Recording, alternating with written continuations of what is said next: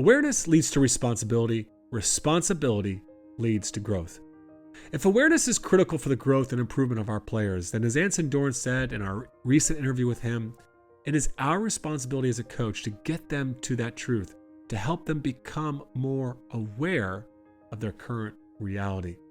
How do we do that though in a way that is respectful, a way that's kind, and a way that's going to have a better chance of inspiring and motivating the athlete than deflating them? While role and playing time is one big area of today's conversation, we're going to reference a lot of areas. Maybe they aren't as skilled of a player as they think they are. Maybe they aren't as great of a teammate or a great leader, or they lack mental toughness. Whatever current reality they seem to be unaware of, we as coaches can help bring about that awareness. Welcome to the Coaching Culture Podcast. My name is JP Nurbin, and I founded TOC in 2017. I am joined by my friend and co-host Nate Sanderson. I think you'll get a lot of value out of today's conversation, but before we get into it, I just want to let you know about how we at TOC help coaches. First off, I'd encourage you to check out our newsletter. We've got articles as well as the notes to every episode of the podcast in our newsletter. Secondly, beyond just adding more tools to your leadership and coaching toolbox, what I do is I teach and coach coaches on a framework for building culture. The framework is called the Culture System, and you can read all about it in my latest book, The Culture System, which is available on Amazon and Audible. It's full of practical ways to build your culture, as well as case studies and other unique stories of the ideas put into practice. Now, if you aren't a reader or you want to go deeper and train you and your coaching staff in the leadership and culture framework of the Culture System, you could take our incredible online course. Learn more about that at tocculture.com. Outside of the podcast, articles, books, and online courses, at the core of our work is coaching coaches. At tocculture.com, you can learn more about how to join that community of incredible coaches, which is made up of basketball, ice hockey, lacrosse, soccer, rugby, track and field, volleyball, American football, baseball, softball, and I'm sure I'm missing a few others, but there is a great variety of coaches at all different levels in our community. There's a link in the details of this episode and on the website to reach out. Give us some more information on your situation, and then we'll try to connect and see if one-on-one coaching is for you. Okay, enough about all that. Let's get into my conversation with Nate. JP, our conversation today is going to build off of something that we heard from our discussion with Anson Dorrance last week that I think is one of the most difficult challenges for coaches, apart from the X's and O's and systems and strategies, but when it really comes to communicating with players.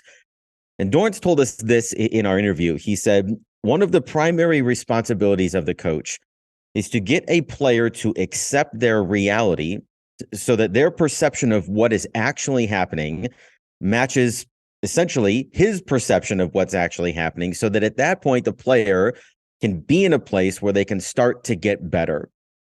And I've been thinking about this because we recorded this interview a couple of weeks ago, as I've been doing my exit interviews with our players and coaches following our season, trying to understand, like, what is this reality that seems to be sometimes at odds, sometimes hard for players to accept, and sometimes hard for coaches to be able to articulate in a way that doesn't drive people away, maybe is motivating, but also puts the player in that place of self-awareness where they can take responsibility for their improvement. I think there's an artistry there, and it's a difficult line to walk for the head coach.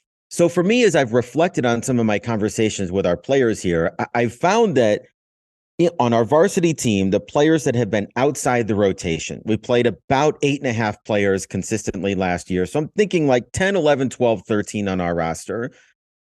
3 of those players at the end of the year said they had a really good experience. They enjoyed being part of the team. They embraced their role as a member of the scout team and trying to get better, but also trying to help the starters and the rotation players get better.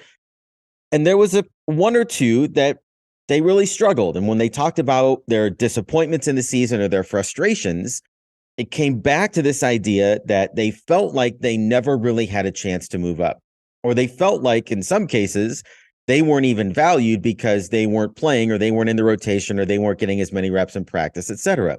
And so I circle back to what Anson Dorrance said, which was not just that the player has to accept reality, but that's partially our responsibility as coach to help get them to that place. And JP, I know this isn't a foreign conversation to you either. You've been talking with coaches about this for the last 10 years you've been in this business here. From your perspective, both as the consultant and as the coach yourself, what do you think is hardest about being in this role as a coach of trying to help a player to be able to recognize reality?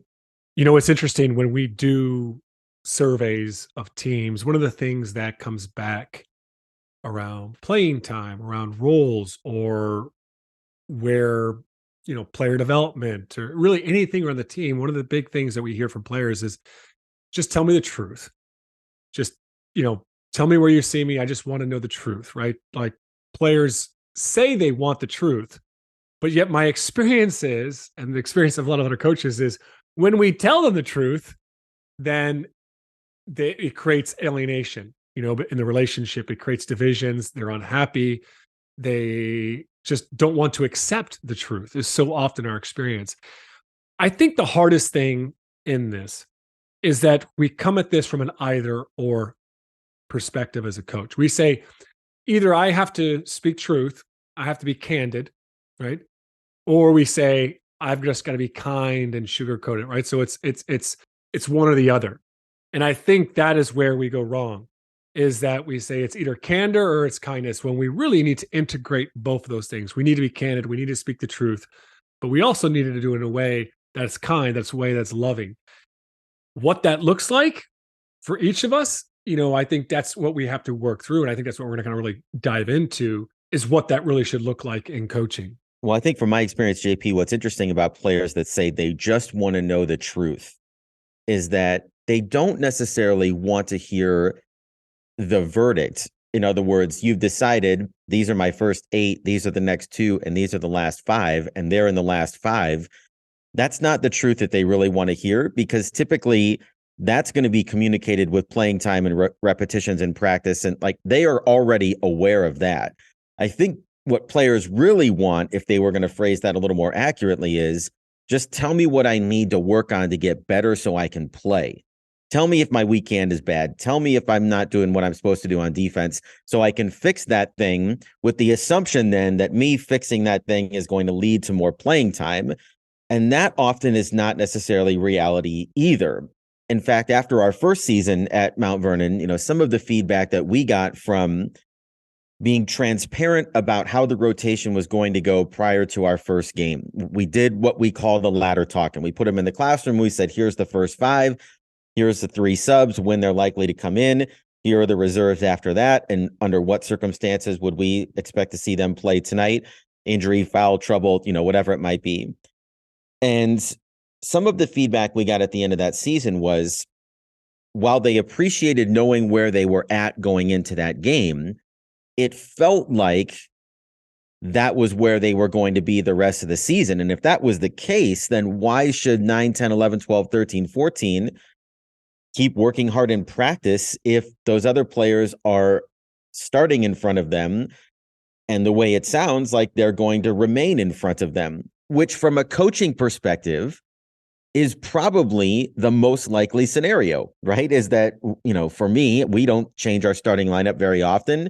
We might juggle our rotations a little bit. We did a couple times last year, but for the most part, I'd say we have a pretty accurate estimation of what our best team is going to be on the floor, and that's not likely to change very much. And so then again, this gets into, what's the cost of candor? Are you taking away a player's motivation? What's the cost of kindness? Are you dangling false hope that's only going to lead to disappointment later? Yeah, Nate, I look at whether it's playing time or roles or just some of the other areas that we can be giving truth to them that they may struggle to hear. Maybe that's their effect on their teammates, effect on the culture with their attitude. Maybe it's a lack of personal discipline within their own habits. They're training like they think they are a hard worker, but they're not a hard worker, right? Whatever it is, I think that there are a few more reasons where they struggle with the truth. And one of the big ones there is that nobody's ever told them. They literally are going through life and people are saying, good job. And they're getting trophies every step of the way for just participating.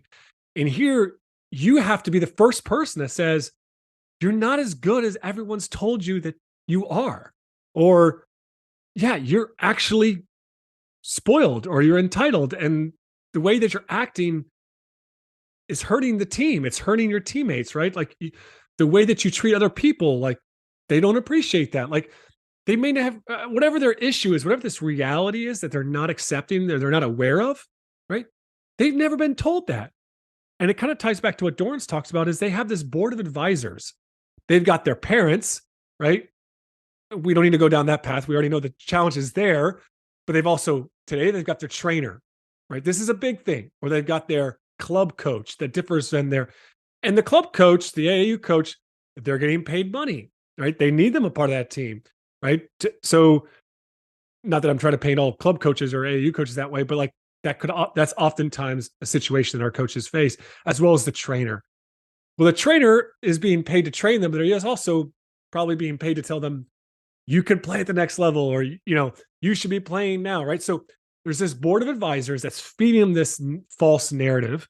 You come in there and burst their bubble by saying, not only are you currently not good enough to play at the next level, you're not even good enough to play a lot at this level, or people don't like playing with you, right? You're not a great teammate at the moment. I think one more thing I would mention too, where I think players really struggle with accepting this reality and having real awareness is that as they get older, things change. First off, they might have been really good in sixth grade. They might have been dominant. I was one of those dominant players in the city in basketball.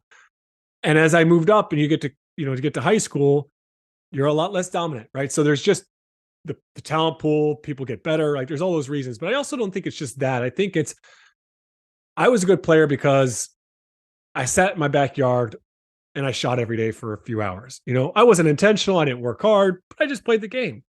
And as you move up levels, you have to get more intentional and more deliberate in your work ethic. So I might have gone into high school thinking I had a really great work ethic because I just sat in my backyard and played basketball and shot around and went to the park and, played 5-on-5 pickup.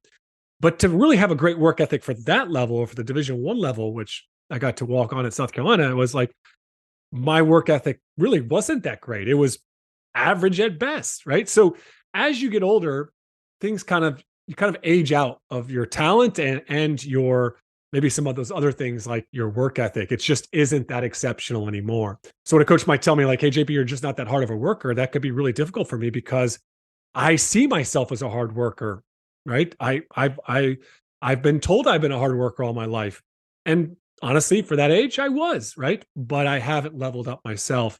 And so thus it's difficult for me to accept.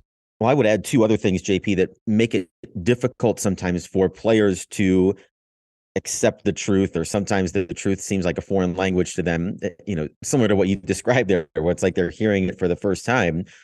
One of them is just the way that their classroom, their academic experience is structured now is very different from competitive sports.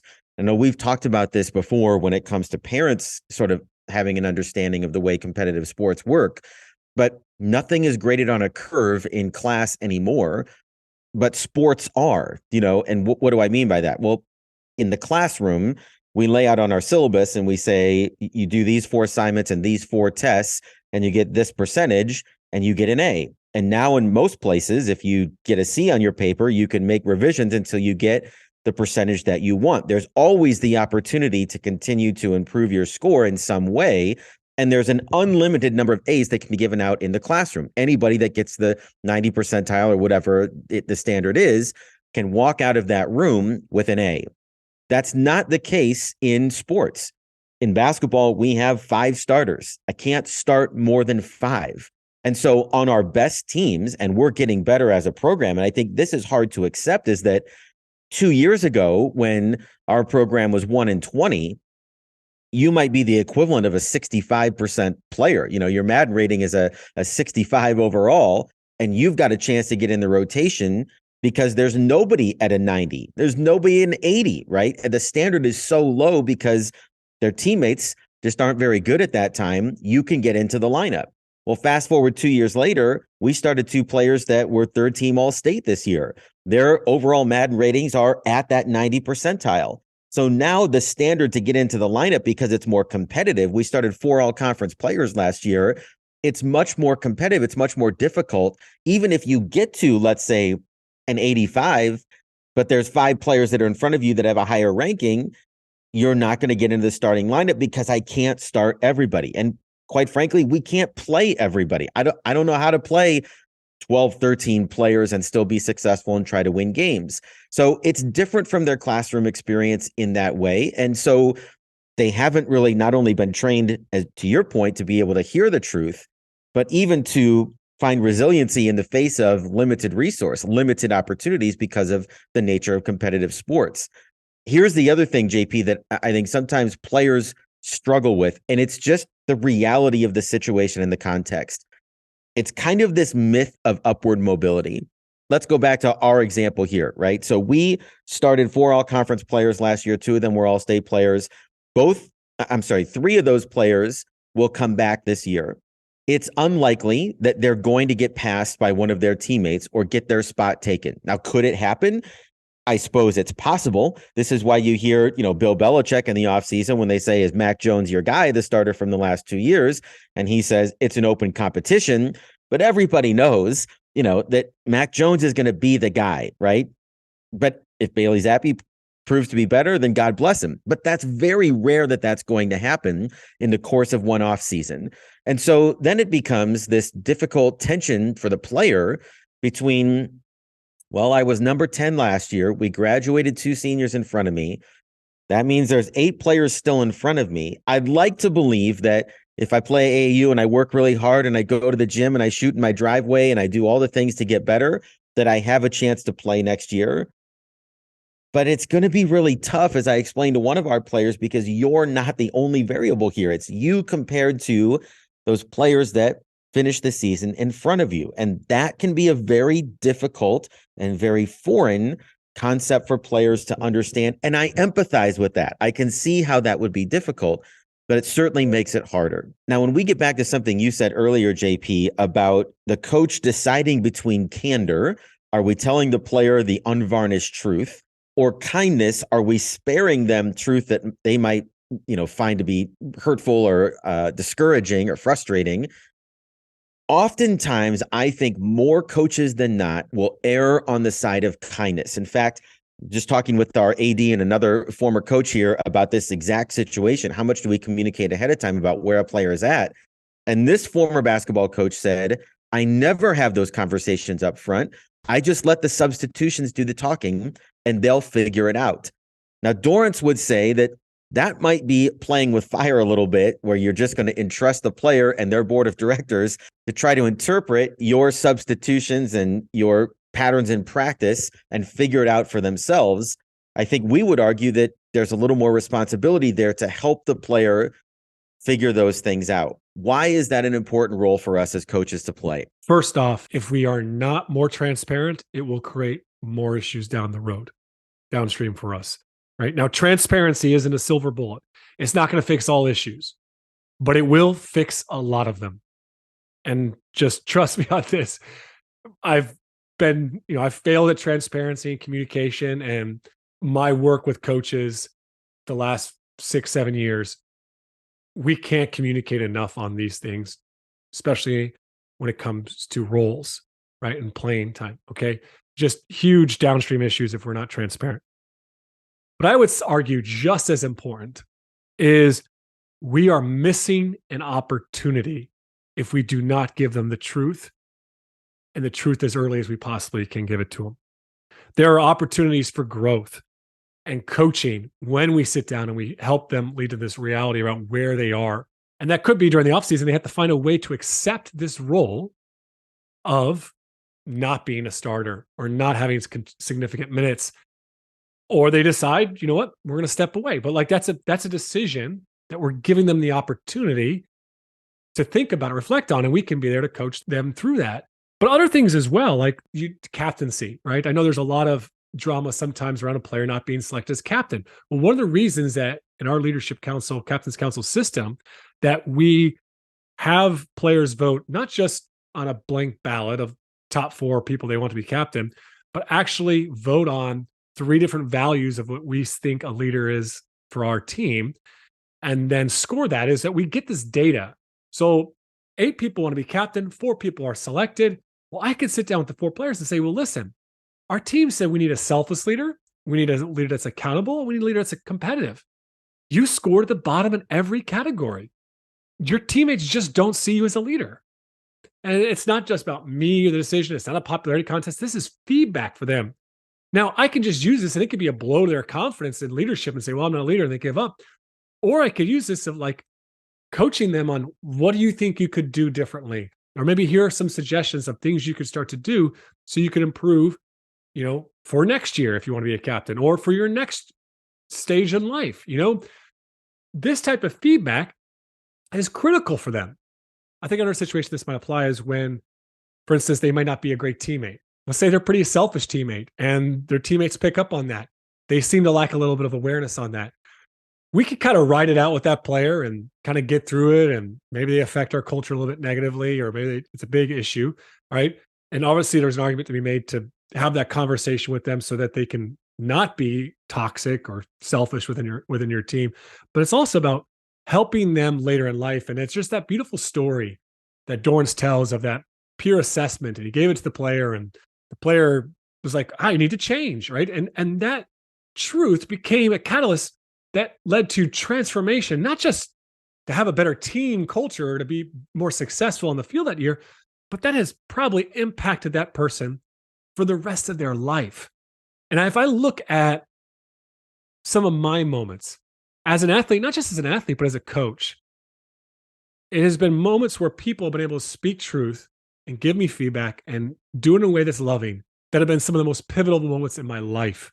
It's not come from moments where people just erred on the side of kindness, but they leaned in and they gave me the truth. And that led to personal transformation in myself. What you're describing there, it reminds me a couple of conversations that I've had with other coaches, including Will Ray, who's been on the podcast before and talked to me a little bit about how he does rotations in the summer.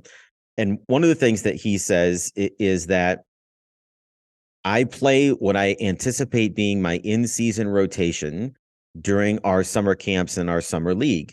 And he said, in part because I want those guys to get the most reps together, and in part because I want everybody to have a clear glimpse and an opportunity to feel what it's going to be like in the role that I anticipate them playing before we get to the season.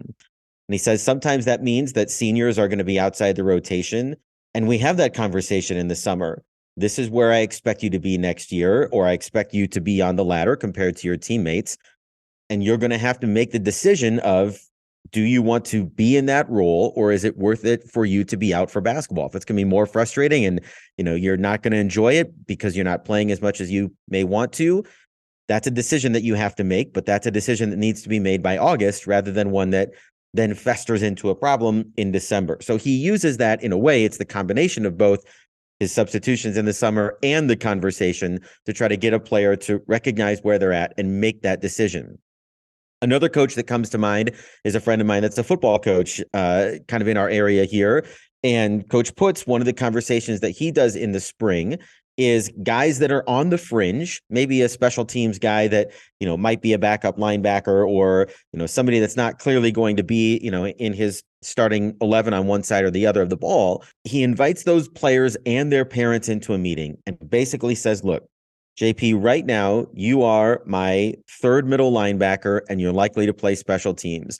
Here are the things that prevent you from being in the rotation, or the things that you need to do better to have a chance to compete to move up the depth chart. And his reason for having this meeting in March rather than having this meeting at the start of camp in August is that he wants to give the kid time to improve. He's like, I have this conversation while there's still time for them to commit to the weight room, or to commit to speed training, or to commit to learning and growing into this position. If we have the same conversation August 15th at the end of camp before the start of practice, he might say, Coach, I really want to compete for it. And he's got a week.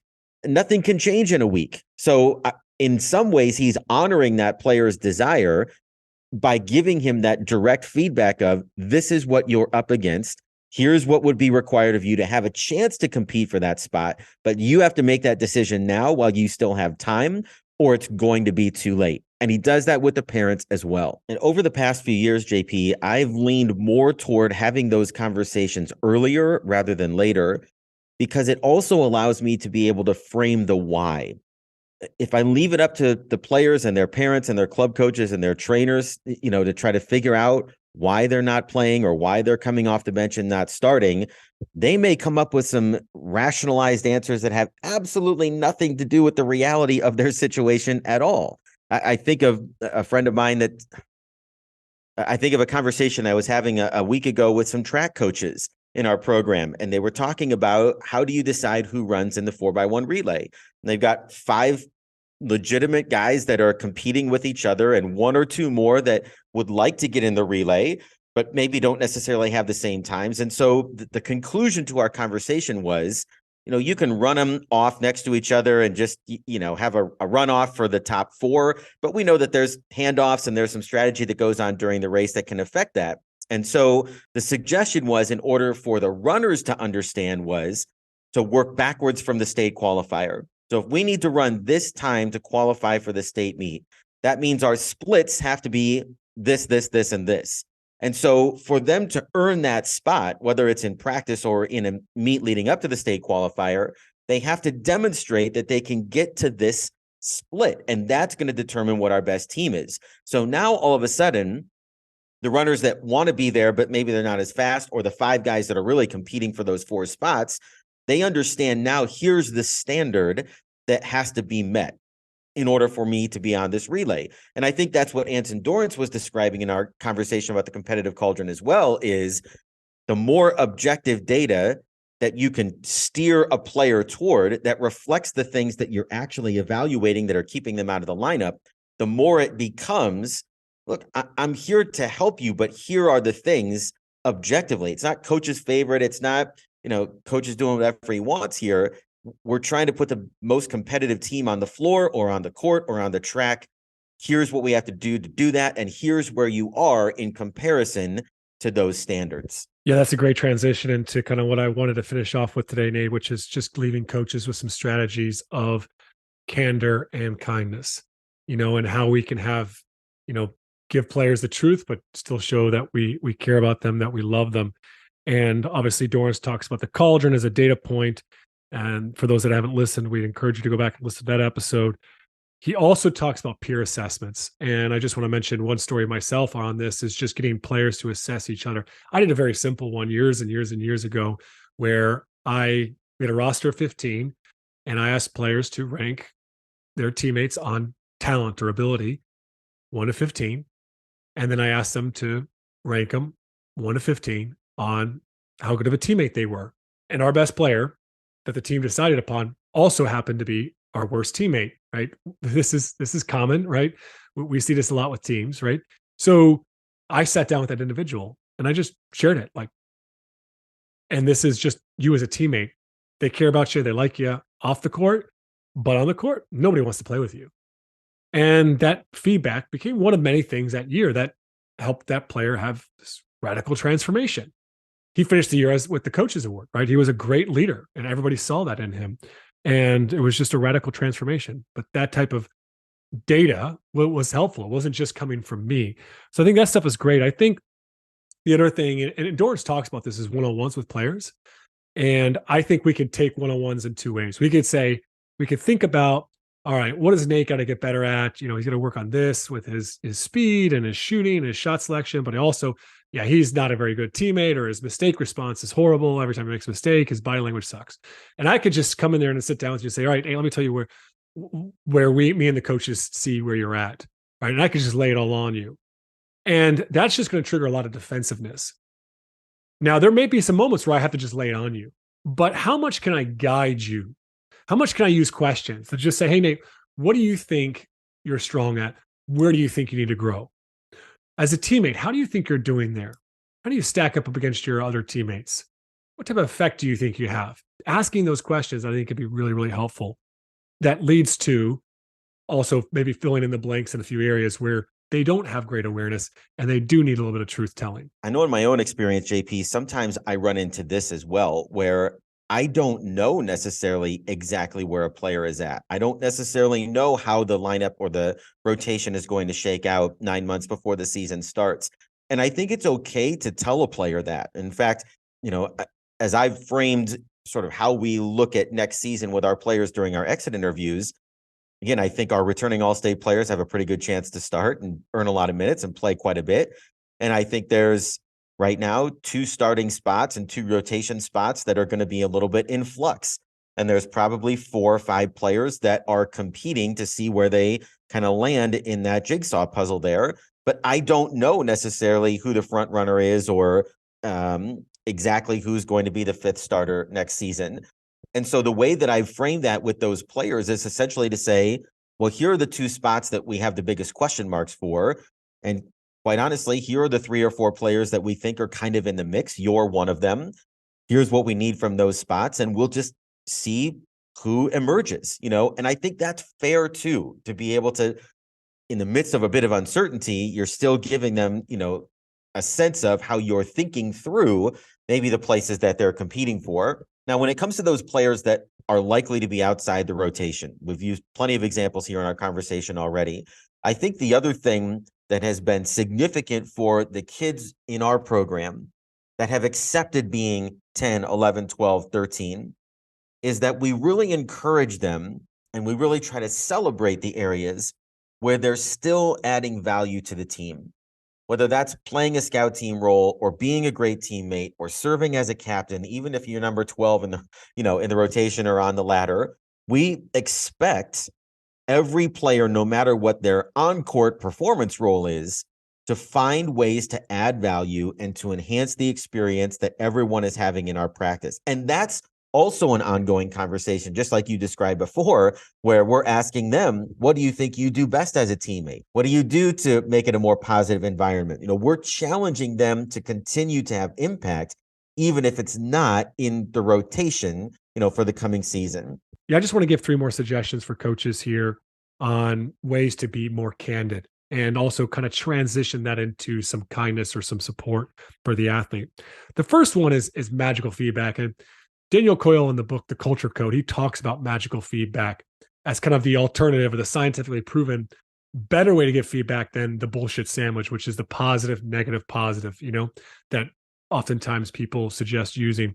The thing about magical feedback is it first recognizes that the standards are high. And so if you're giving feedback to an athlete, let's say on their body language and the effect that has on the team, is to say, hey, we're different here. You may have gotten away with that, or that might be acceptable other places, but it's not here, right? The second thing is this sense of like belonging that you want to kind of point out, which is like, you matter. The way that you act, the way you behave, it impacts others. We're counting on you to do better. The team needs you to do better. And the last thing is like you want to offer is belief, which is, and I know you can do better, right? I know you're capable so much, not just when it comes to body language, but I know if you can have a better response to when things don't go your way, it's going to help you be successful at this level, the next level, and later in life, right? So that's magical feedback. And it's kind of been scientifically proven to be way more effective than a lot of other types of feedback. From there, I would really try to make sure you give them clear action steps to take. Things that they can do to improve, things they can do, like you mentioned just a second ago, to add value to the team, right? And I think sometimes we just say, hey, just go out there and be a great teammate, right? In the role that you're at, right? And you got to get more clear about what that looks like. Now, the last bit I would share is I don't think it's enough just to give them the magical feedback and then give them a few action steps and then just step back. They need coaching. They need mentorship. They need guidance. So often players at the bottom of our roster who maybe aren't playing a lot, they don't get a lot of coaching. And I think sometimes we make this argument that, hey, we don't want to be tough on them or challenging them, because that might bother them or disrupt them. But also it's like, I got to give the majority of my attention and time to my best players. And I think there's something to be said for sacrificing a little bit of that time that you could be giving to your top players just to continue to help coach and help those other players get better. If you look at why kids play sports, the number one reason is fun. But Amanda Visick's research around that, they came up with 88 things that made something fun. of those 88 things that made something fun, and the top 3 consistently is this sense of improvement. So even if a player is not playing a lot, I think if they're showing up to practice, we still want them to have that feeling, that sense of improvement. And it's not just around roles. I think if we give a player feedback around their leadership, are we sitting down with them and coaching them? Are we trying to invest in them on a continuous basis? Are we sending them resources, videos, or podcasts? Are we doing book studies with them, or are we just having conversations at least around that? Are we continuing those conversations? And I think that's really, really critical. Whether it's their leadership, their responses, their mental toughness, their mindsets, their play, whatever it is, we need to be continuously investing in them, making the time for them. That's kindness. That's where they'll feel valued. Well, JP, I think in so many ways, my evolution as a truth teller has mirrored in a lot of ways the development of surgical procedures in medical history. What I mean by that is when you think back to the early surgeries, doctors recognized that something needed to be done here. Let's take this leg off. And so they just chop the limb off to get rid of the infection, and they hope that it gets better. In some ways, that's just like unloading the hard truth because a player needs to hear it. But of course, nowadays, if you go to the doctor with an infected toe, they don't take a hacksaw out and take your whole leg off, right? There's all kinds of new procedures that are more precise, more effective, and more efficient to be able to deal with whatever the malady is. And I think that's what we're looking for here when it comes to how do we tell the player the truth and help them to accept where they are and be able to grow from there. I think at the end of the day, what do I want to come out of the conversation with a player? Just like we're doing here as we're getting ready for the next off season. I come back to what Daniel Pink described as kind of the 3 main motivators for people. Number 1, you just addressed there is this idea of mastery. It isn't necessarily that number 10 on our roster or our third point guard is going to become a master of the position and move in to become the starter or the all-state point guard. But what I want and what we continually ask after the season is, did they feel like they got better? That feeling of improvement is motivating, as you said. The second thing Pink talks about is this idea of autonomy. So when we have these conversations about where a player is at, we want them to feel agency. We don't want them to walk out of the room and go home and tell mom and dad, coach doesn't like me, or coach doesn't see what I can do for the team, or becoming all coach's fault or my teammates' fault or my, somebody else's fault. We want them to feel like they have ownership over what we're asking them to do, where we're asking them to improve, or the role we're asking them to play. If it becomes theirs, they're going to have more motivation to stay and to add value. And that leads us to the third thing that Pink talks about, which is this idea of purpose, right? And I think the more that you can celebrate roles in general, the more a player will be motivated to fill some of those quote unquote less desirable roles. I look at the way that Lisa Bluter for the Iowa women's basketball team talked about her bench, going into the South Carolina game in the Final Four. What did she tell her team in their circle right before the game?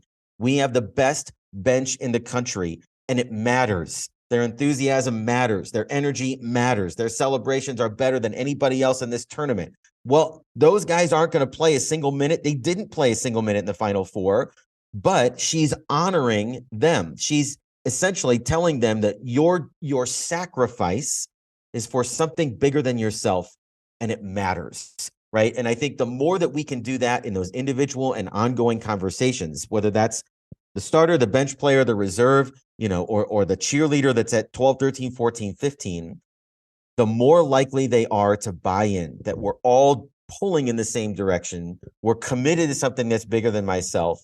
And ultimately, that helps to create a better experience, a special experience for everyone. Thanks for listening in to today's episode. I'm super grateful for this platform, the ability to share every week some of our conversations and ramblings on coaching. Hopefully you found today valuable.